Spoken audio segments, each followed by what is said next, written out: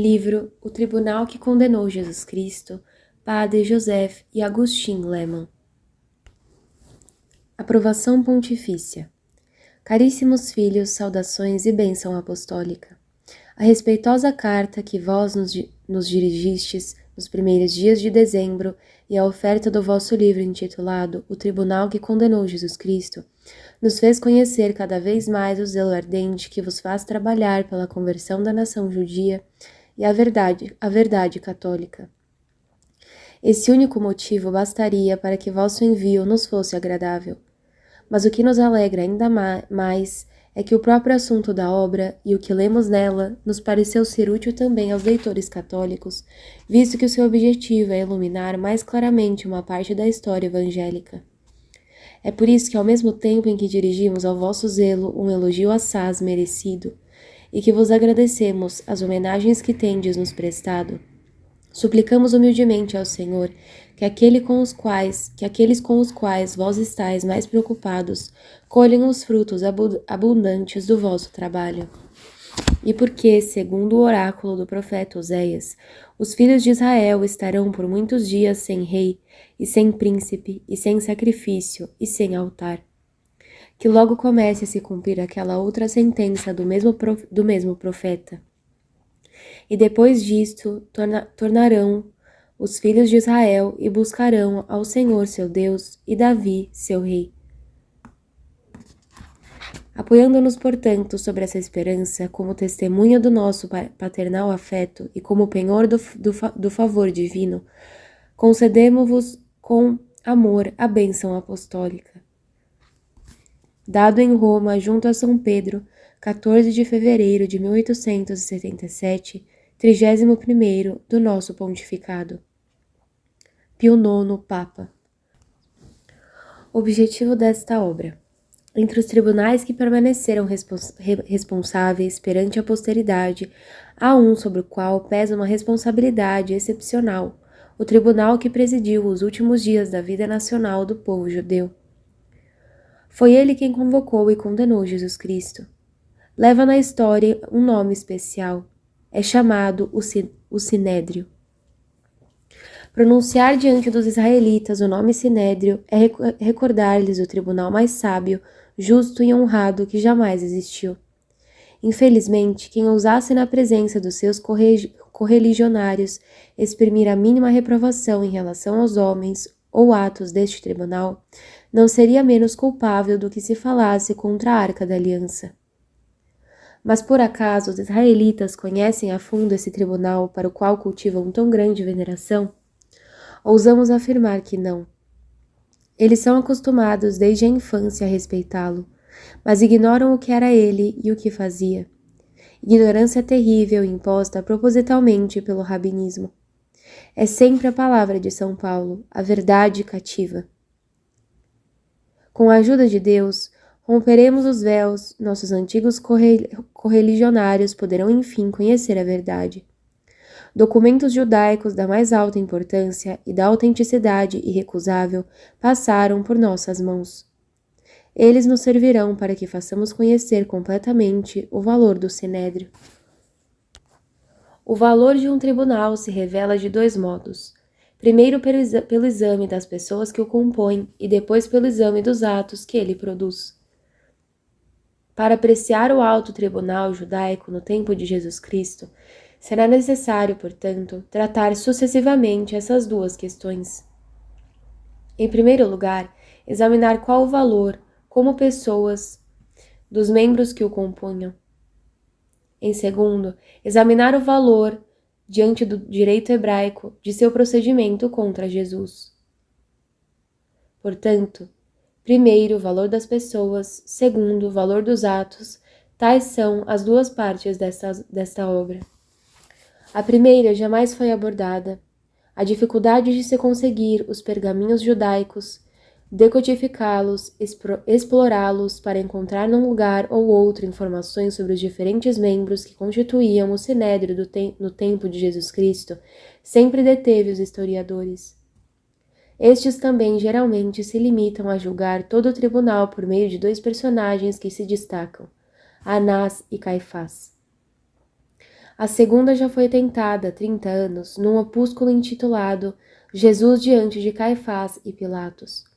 Este trabalho é obra do honorável Sr. Dupin, antigo procurador-geral na Suprema Corte.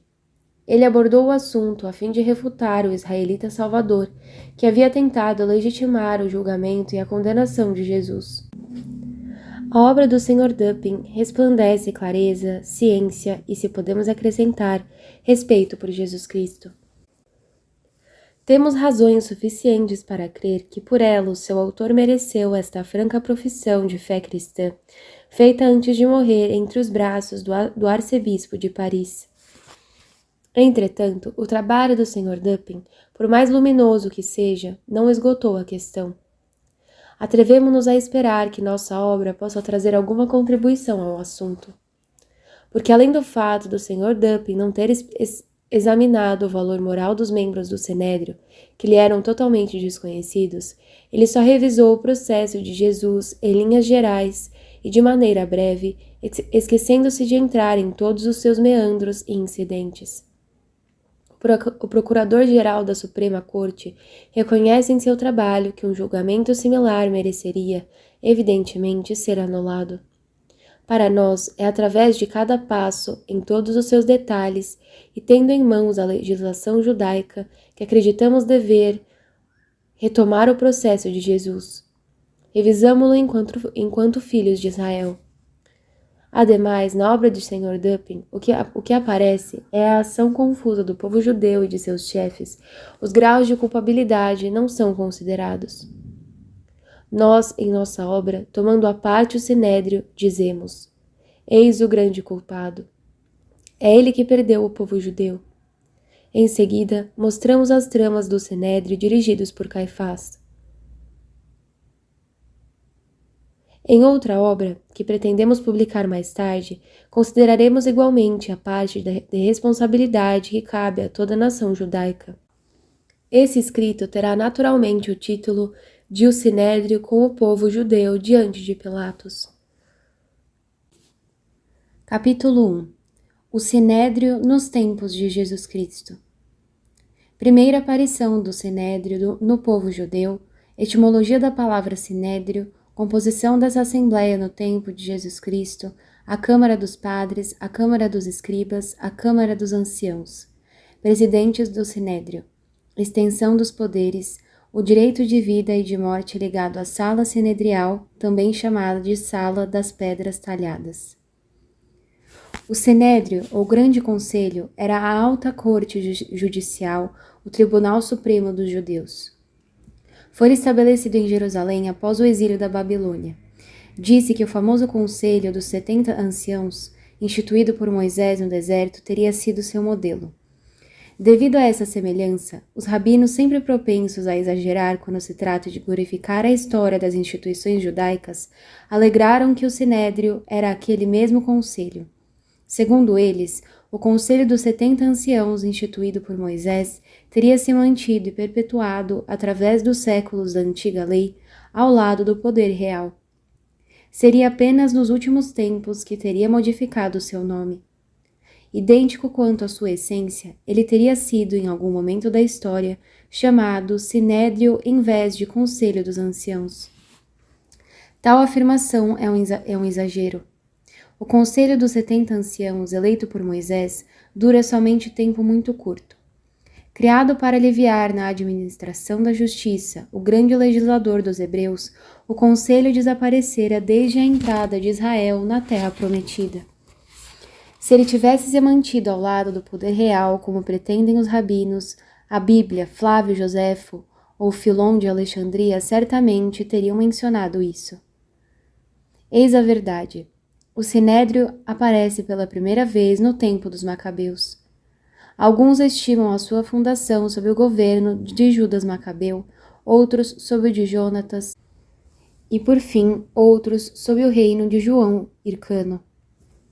Seja como for, a sua origem se dá entre os anos de 170 e 106 a.C. O leitor aprenderá também com interesse a etimologia do nome Sinédrio. Saído da língua grega, significa Assembleia do Povo Sentado. Sabemos com que calma e gravidade os orientais estão acostumados a lidar com as questões. Tais são, por assim dizer, os aspectos exteriores dessa afamada Assembleia. Vejamos agora sua composição.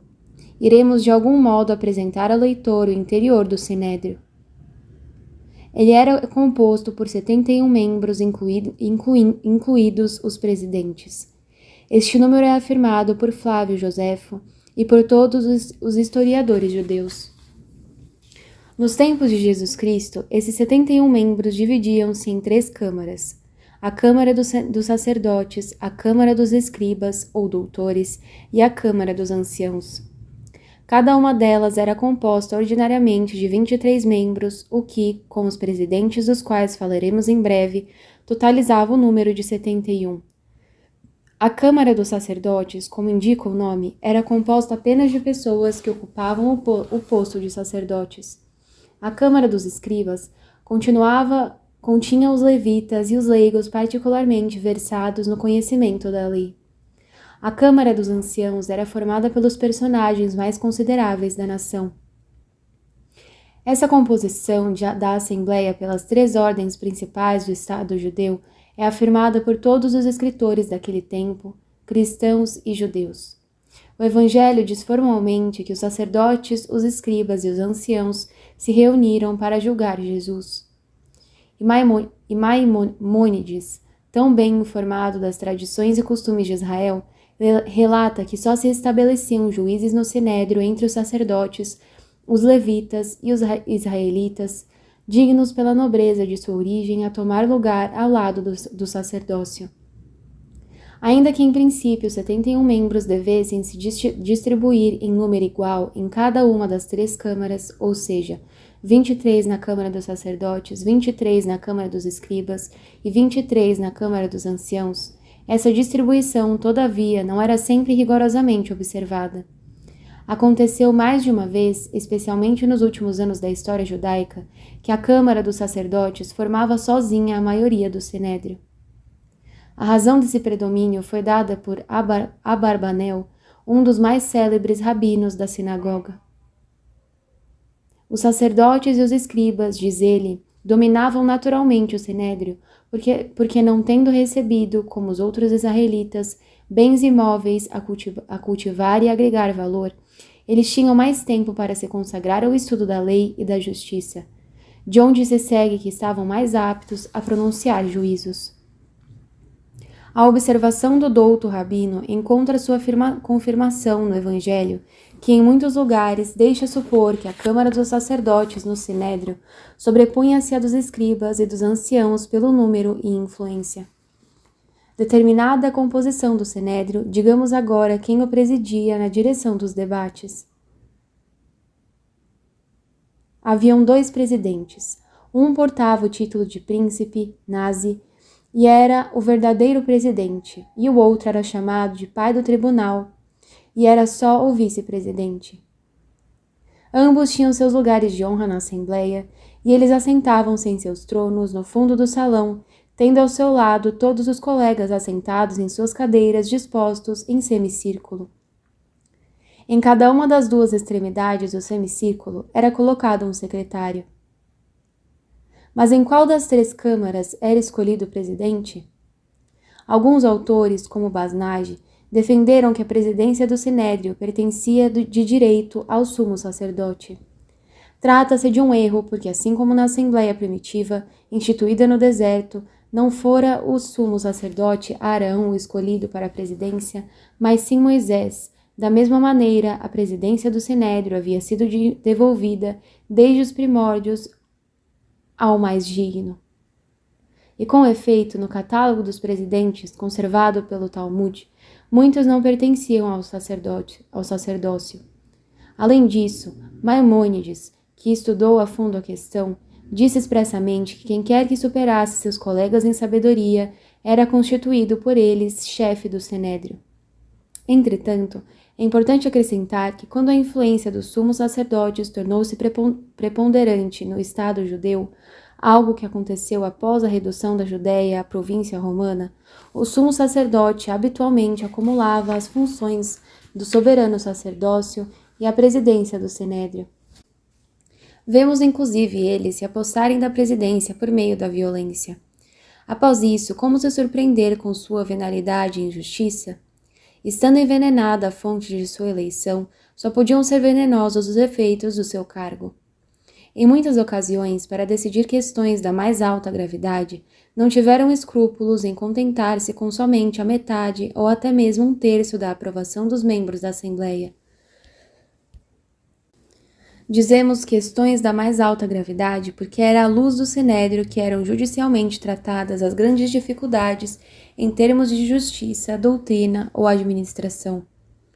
O julgamento dos 71, diz a Mashná, é invocado quando o assunto diz respeito a uma tribo inteira, a um falso profeta ou ao sumo sacerdote.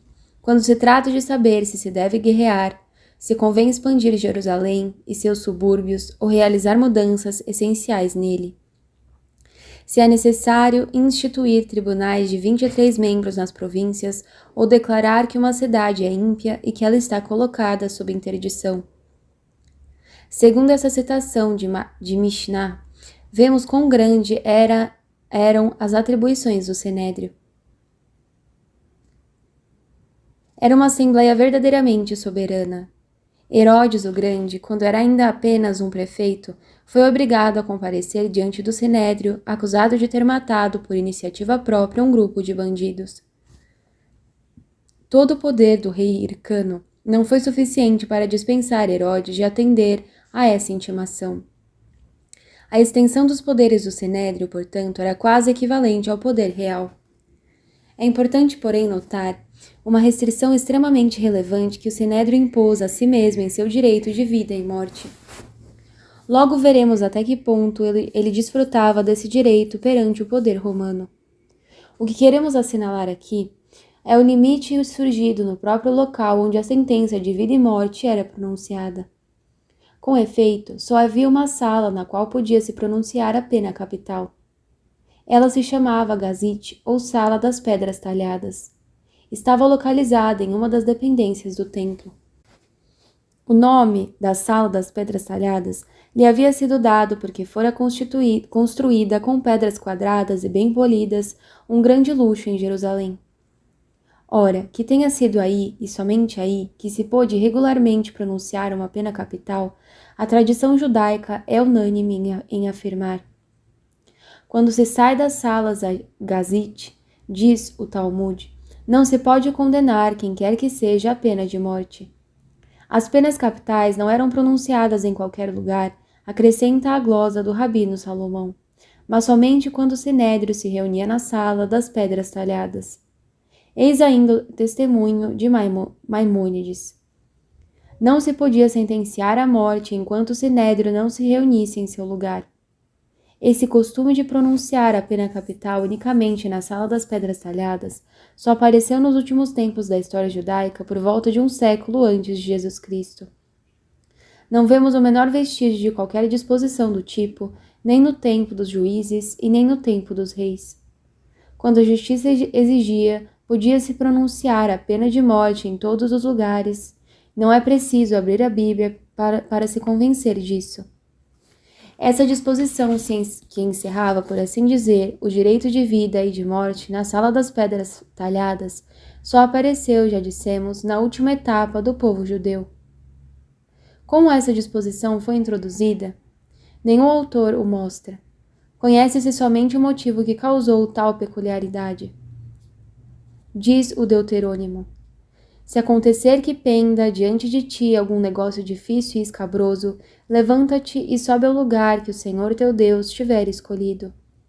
E farás tudo o que te disserem os que presidem no lugar que o Senhor tiver escolhido. Pois bem, exagerando o alcance desse mandamento, os chefes da sinagoga que viveram um século antes de Jesus Cristo, persuadiram-se de que, para obter pontualmente a lei, seria preciso dirigir-se ao lugar que o Senhor tivesse escolhido todas as vezes que o ocorresse algum negócio difícil e escabroso. Ora, o que há de mais difícil e escabroso, segundo eles, do que um caso em que se precisasse pronunciar uma pena capital? E qual era o lugar que o Senhor havia escolhido, senão o templo?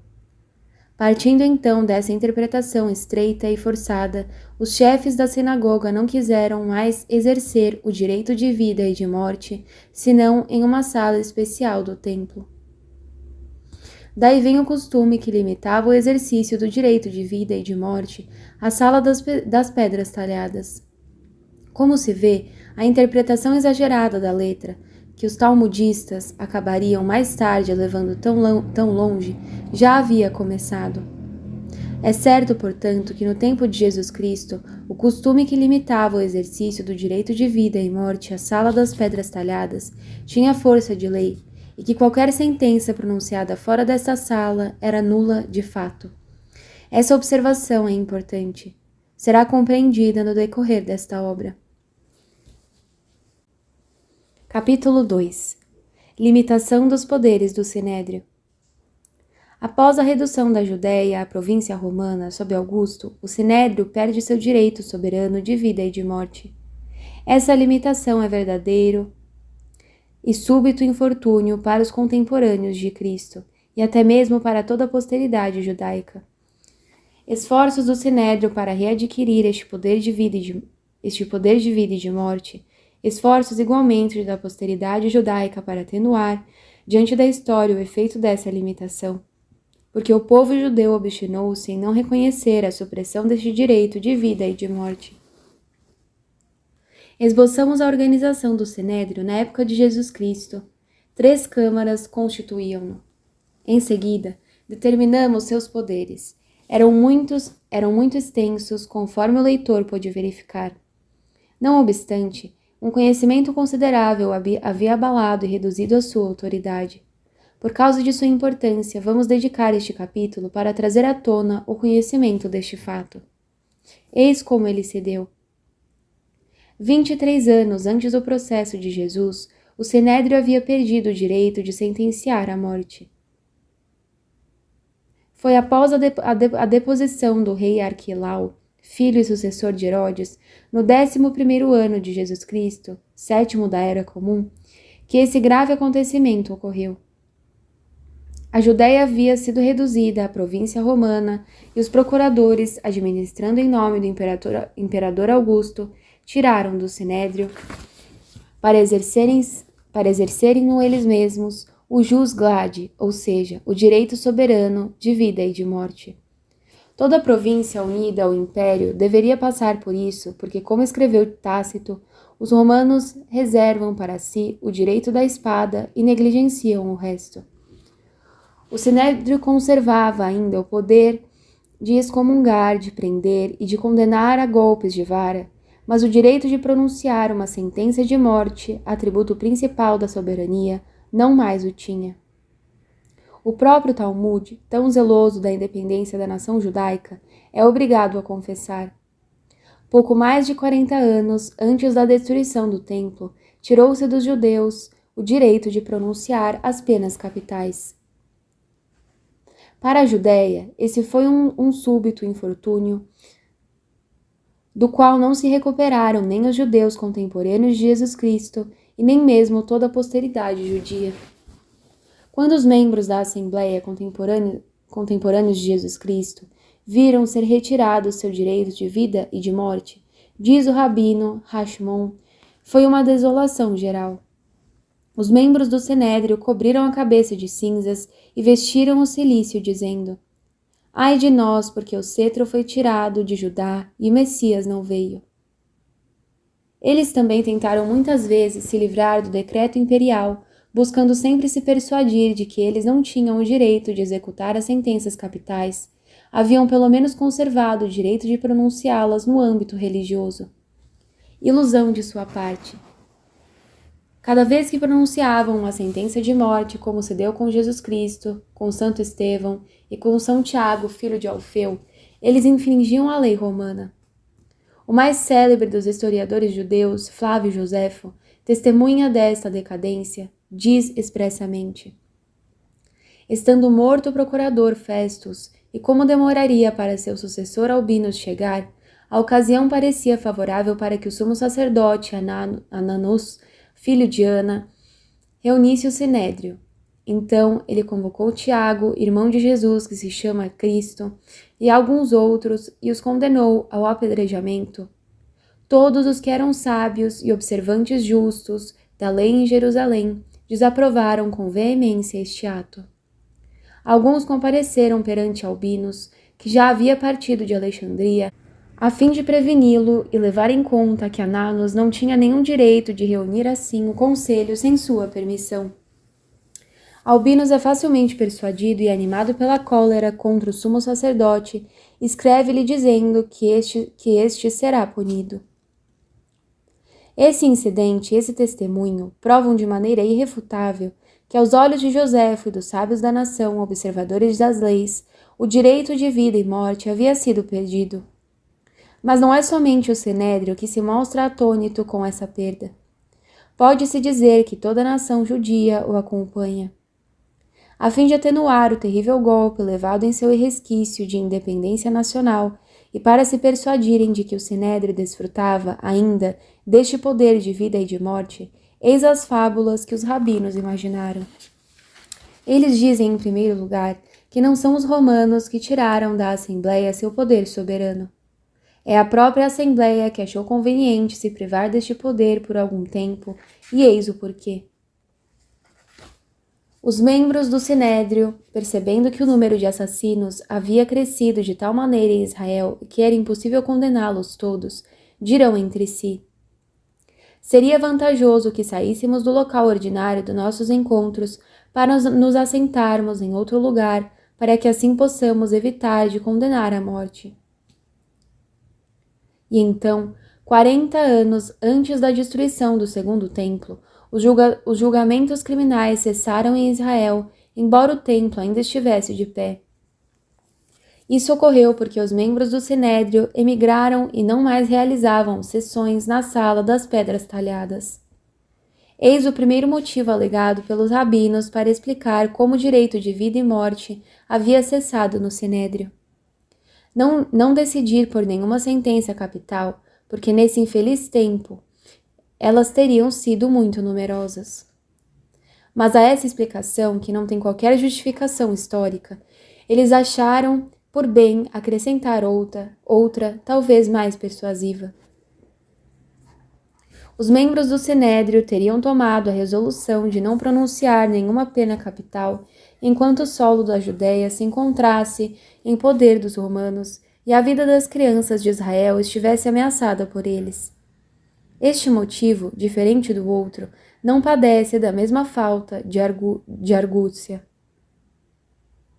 Enviar ao suplício derradeiro um filho de Abraão, no momento em que a Judéia, invadida por todos os lados, estremecia sob os passos das legiões romanas, teria sido um insulto ao velho sangue dos patriarcas. O último dos israelitas, por criminoso que fosse, pelo único fato de que descende de Abraão, não é um ser superior aos gentios? Deixemos, portanto, essa sala das pedras talhadas, fora da qual ninguém pode ser condenado à morte. E protestamos assim, por esse exílio voluntário e o silêncio da justiça, que Roma, dominadora do mundo, não é a senhora das vidas e nem das leis da Judéia. Ninguém negará que tenha havido soberba nessa maneira de agir e falar. Infelizmente, trata-se de uma fábula. O Sinédrio jamais se exilou da sala das pedras talhadas. A verdade é a seguinte: no 7º ano da Era Comum, logo após a deposição do rei Arquelau e da redução da Judéia à província romana, o Sinédrio tinha sido privado de seu direito soberano de vida e morte. Entretanto, é importante aqui buscar a causa dessa resistência tenaz, seja por parte dos membros do Sinédrio, seja por parte da posteridade judia, em reconhecer um estado de coisas doloroso. Convenhamos ao orgulho nacional, mas que, apesar de tudo, não era uma exceção no caso da Judéia. Todos os povos subjugados por Roma se viram desprovidos de seu direito soberano de vida e de morte. E nenhum deles jamais criou qualquer dificuldade em reconhecer essa diminuição. Por que então só o povo judeu jamais consentiu em reconhecer sua despossessão? Eis a explicação.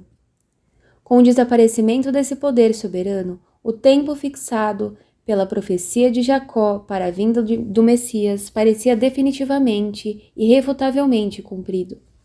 Ora, como a sinagoga se recusava a reconhecer o Messias na pessoa de Jesus de Nazaré, ela se esforçava para deter o cumprimento da famosa profecia. Para atingir este objetivo, a sinagoga não hesitava em resistir de todas as maneiras, quer sob os olhos dos romanos, quer diante da posteridade, a perda desse direito de vida e morte, cuja supressão era a marca providencial de que o Messias havia chegado. O que dizia então essa profecia? É o momento, ó israelitas, que ela seja explicada com toda a sua clareza. Jacó estava em seu leito de morte. Seus 12 filhos, reunidos ao seu redor, receberam, cada um conforme sua posição, as bênçãos proféticas que Deus lhe inspirava. Mas chegada a vez de Judá, o ancião toma um tom dos mais sublimes. Judá, teus irmãos te louvarão, a tua mão subjugará as cervizes de teus inimigos. Os filhos de teu pai te adorarão. Judá é como um cachorro de leão, subsiste, meu filho, à presa. Deitaste para descansar como o leão e como a leoa. Quem se atreverá a despertá-lo? Não se tirará o cetro de Judá, nem general que proceda da sua coxa, até que venha aquele que deve ser enviado. E ele será a expectação das gentes. Tal é a profecia de Jacó. Há apenas uma voz em toda a antiguidade judaica para reconhecer que se trata do Messias. Ora, segundo ela, 2 sinais deveriam preceder a vinda do Messias e manter os espíritos atentos: a retirada do cetro em primeiro lugar e a supressão do poder judiciário logo em seguida. Comentando essa profecia, Talmud diz: o filho de Davi não virá antes da potestade real ter desaparecido de Judá. E ainda, o filho de Davi não deve vir antes que tenham cessado os juízes em Israel. Pois bem, na época da conquista romana, já há muito tempo que o cetro ou potestade real tinha desaparecido de Judá, visto que desde o retorno do cativeiro da Babilônia, ou seja, há 400 anos, nenhum dos descendentes de Davi havia empunhado o cetro. Os últimos reis que Jerusalém tivera, os príncipes macabeus, eram da tribo de Levi. E Herodes o Grande, que pôs fim à sua dinastia, não era de fato de sangue judeu, pois descendia de um idumeu. O primeiro sinal, ou a cessação do cetro, em Judá encontrava-se, portanto, visivelmente cumprido. Restava o segundo sinal, ou a supressão do poder judiciário, e eis que ele se cumpriria. Com efeito, uma vez suprimido pelos romanos o direito de lavrar sentenças capitais, não havia mais verdadeiro legislador nas coxas de Judá. Eles estão muito habituados à linguagem gráfica do Oriente, nossos antigos irmãos em Israel, para que seja necessário explicar longamente o que significam as coxas de Judá. Eles certamente não teriam esquecido que quando um legislador ou algum doutor ensinava na antiga Palestina, todos os seus discípulos ouviam-no sentados diante dele em semicírculo. O legislador encontrava-se colocado literalmente no meio dos pés estendidos em direção a ele, como no centro de uma semicoroa. Pois bem, entre os pés de Judá não havia mais verdadeiro legislador, assim como a sua mão não se tinha o cetro à vista. O poder judiciário foi abolido, diz o Talmud, não havia mais sinédrio. Compreende-se agora porque, tendo recusado reconhecer o Messias em Jesus de Nazaré, o sinédrio gritou de desespero no dia em que perde seu direito soberano de vida e morte. Ai de nós, porque o cetro foi tirado de Judá e o Messias não veio. Sim, o cetro foi de fato tirado. Não há mais nem potestade real e nem poder judiciário. O sinédrio é agora só um corpo mutilado. E quando Jesus Cristo comparecesse em sua presença, ele poderia, se quisesse, censurar a doutrina de Cristo e inclusive fulminar contra ele a excomunhão. Tudo isso fazia parte ainda das suas atribuições. Mas se ele pronuncia uma sentença de morte, isso seria de sua parte uma violação manifesta da lei romana. E agora que a medida dos direitos do sinédrio está bem determinada, pesquisemos qual era o valor moral das pessoas chamadas a compor a corte no processo de Jesus.